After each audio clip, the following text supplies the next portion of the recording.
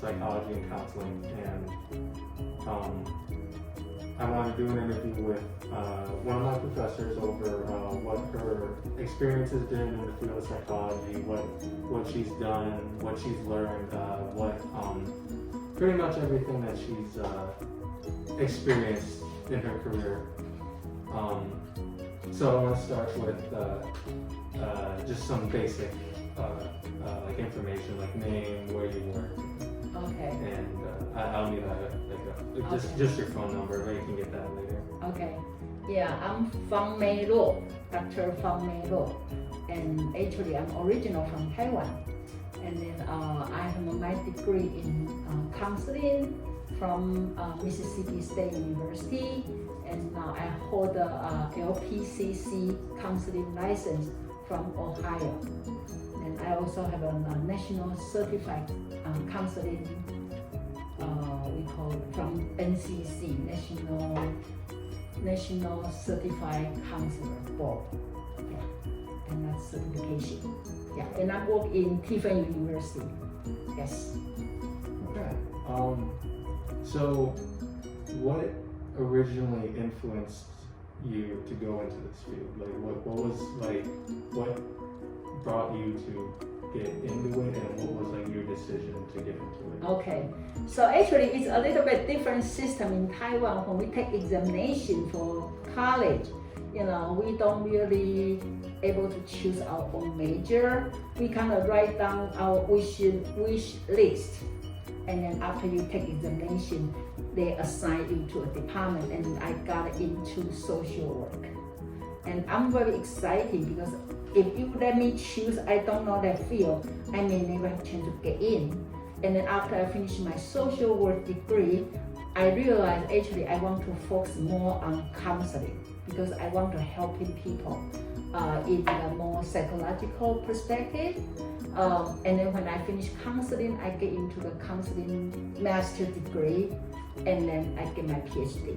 So the reason I keep staying in this field because I find it's beneficial to myself the most, because I have to learn how to help myself to grow, and at the same time I can help people, and by helping people I grow more. So those interaction and those personal growth just keep me stay young. So that's why I really love this field. Yeah, it's good.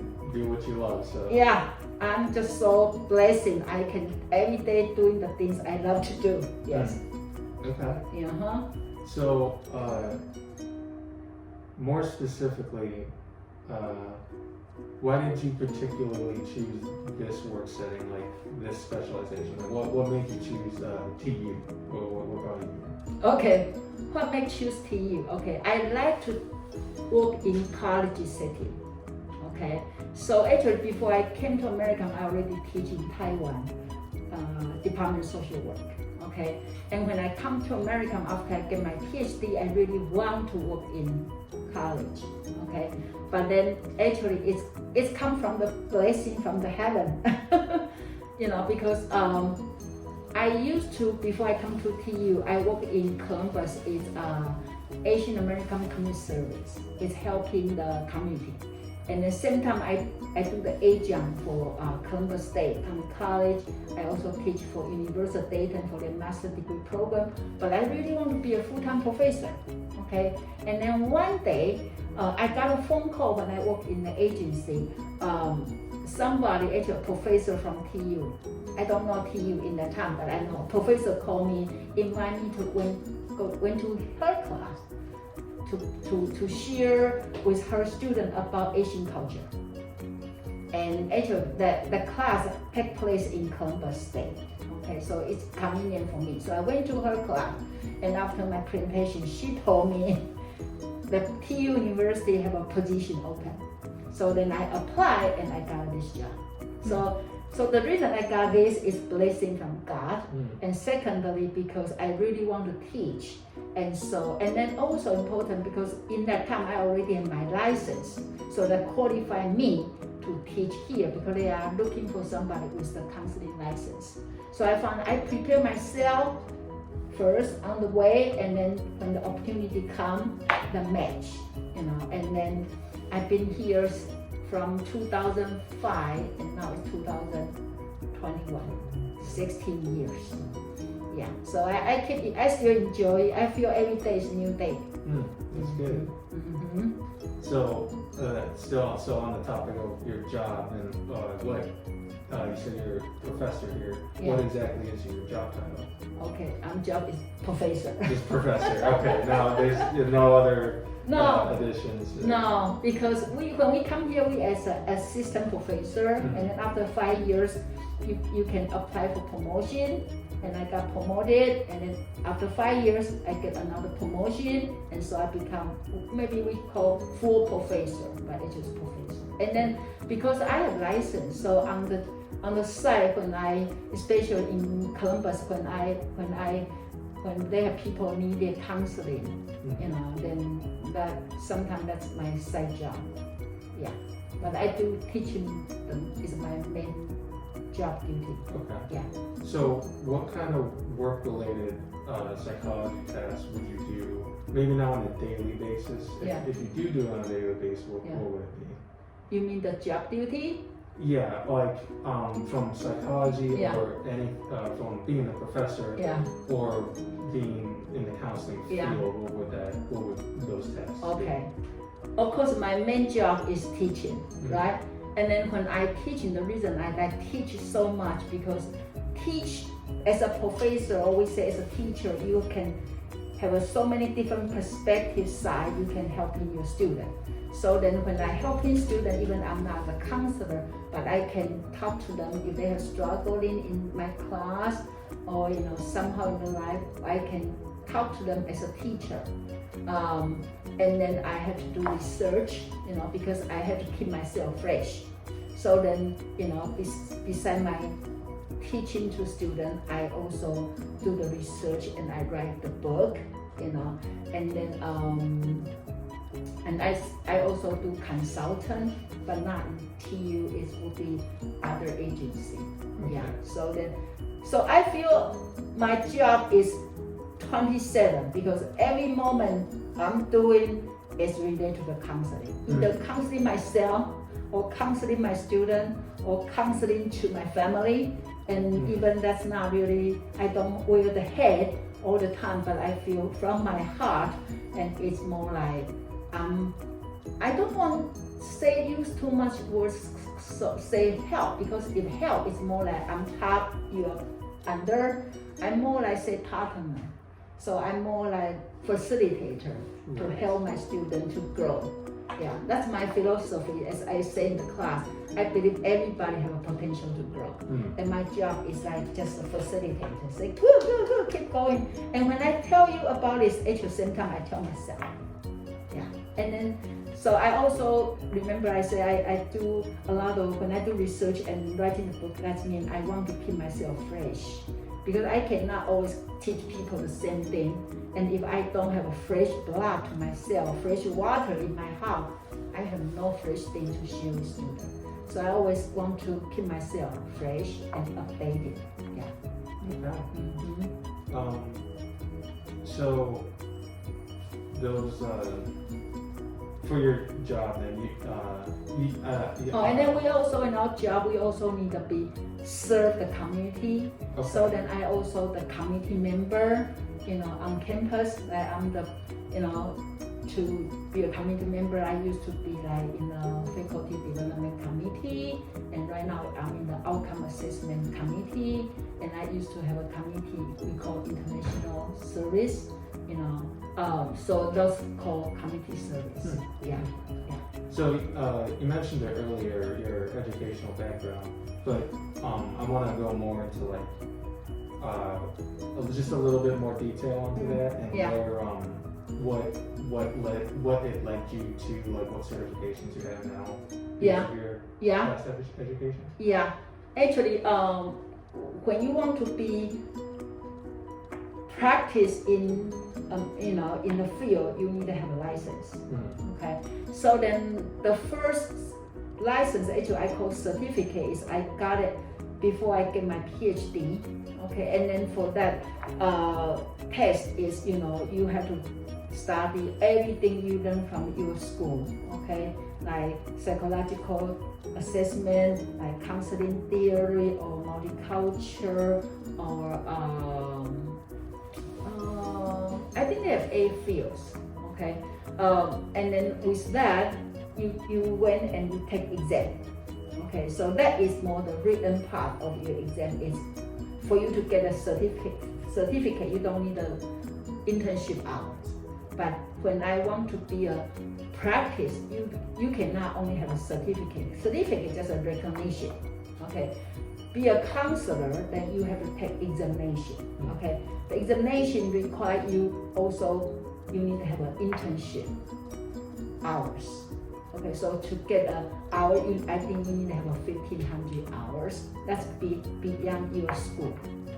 Yeah, and then you need to find a place they are willing to supervise you.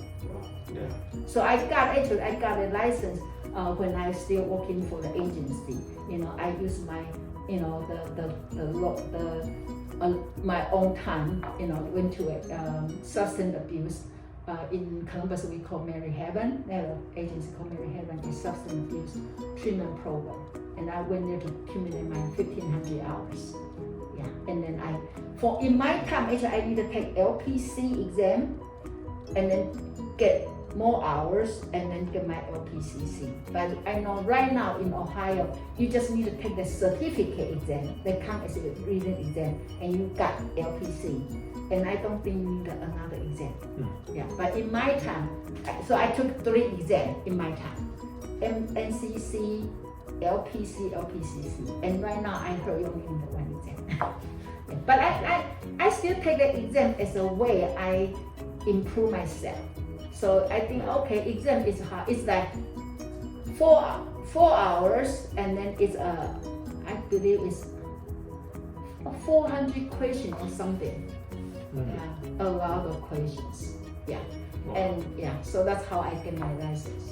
Yeah, and we have to renew. Like every 2 years, you need to have 30 hours continuing education. So you cannot just get license and do nothing. You need to continue, either go online or go to seminar or workshop to get your hours. And you need to accumulate 30 hours, 2 years. And for my certificate, you need to get 100 hours for 5 years. Wow. So I just need to keep learning. That's a lot. Yeah. So my teaching won't come. I have to really go be a student. Wow. Okay. Yeah. So you said too that the license, it's counseling. It's just specifically in counseling of anything specific, or just? Yeah, actually, the counseling in Ohio, we don't not necessarily have a specifically. Once you get license, you can you have your own spatial area. But I know in California they have family marriage counseling license. But in Ohio we don't. But if you want to work in school, you need to have school counseling license. That's different. Okay. My license, I cannot be a school counselor, but I can be a community counselor. Okay. I can work in the agency. I can even do my own.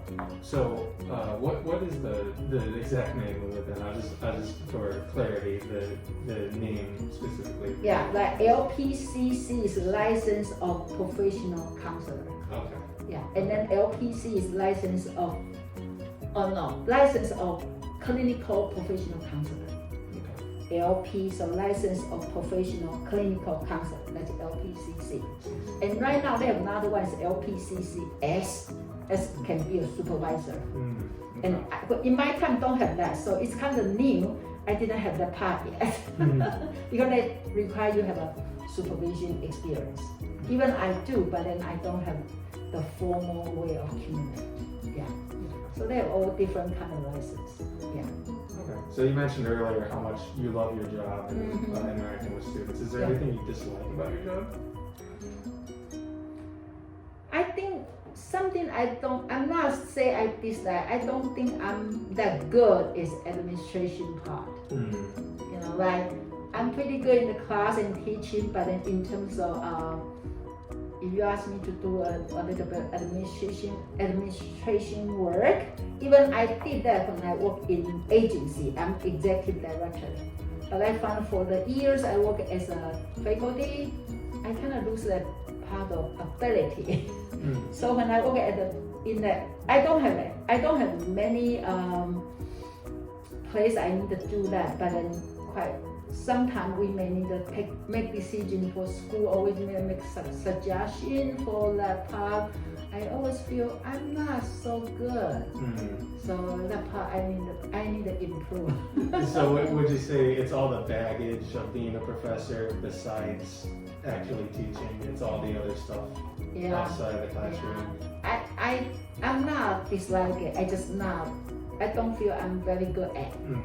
Compared with my teaching, I feel when I in the classroom, I feel me. I see me. When I in the other field, in the administration, I feel it's not me. Yeah.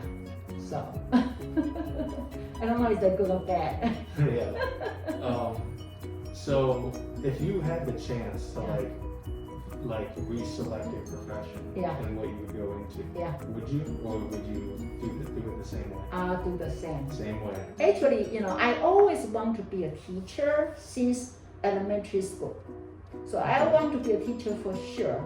But in that time, because I don't know they have such thing called psychology and counseling and social work. So that time, before I went to college, I thought I maybe teach Chinese literature or something, in some kind of subject that middle school, high school students have. But now I'm so glad, even we took exam and then I'm not really choose a major, but God chose a major for me, and that's fit me the best. So if you ask me to choose again, I still choose psychology and counseling. Okay. Yeah. Wow, so you knew very early on what you wanted to do. That's really good. Yeah, and then it's just this field is with my heart, and I feel when I in this field, it's just everything makes so easy, very easy to understand for me. I think if you like something, that become easier for learning. If you don't like it, then don't like it. But one thing I think, like for example, I teach statistics. That's something I didn't know I can do it. Okay. Right. So then when I used to hate statistics. I keep telling students when I'm undergraduate. But when I come to America, they keep asking me retake it because the credit I took in Taiwan already too old when I come to America. So in the beginning, I'm kind of resistant. But then I decide to just obey the fate. So I start to learn, and I fall in love. So then when I come to TU, when the job interview, they say, what else you can teach? I said, I can teach statistics. And now I find actually, I teach that in graduate school, and I love it. I found even that it's not really counseling theory, but I can use counseling technique to teach statistics. And I found it's easy for me to interact with students, and then even the one I wrote on the board is numbers, but the how I express to students is psychology and counseling, and then that makes me easy to connect with students. So actually, that's also become my encourage to myself. It just say yes to whatever the class they offer to you, because you are going to learn something new from the class. For example, this summer I'm going to teach a class called History of Psychology History. I'm kind of like original concept, history. But then I thought, well, why not? So I think I'm going to learn a lot from that class. Okay. Yeah. So that's one of the examples. I feel as I in the class, I say yes to the life, because once you say yes, then you will learn more. Yes. Okay. Well, we're short on time. We got only 2 more questions. Okay. We'll get through them real quick. Okay. What do you see as the best areas to work, enter within the next 10 years in the human resources field? Like, what field do you see as the best place to work within the next 10 years? For me, Or the service? In the service of for students, where do you see it going?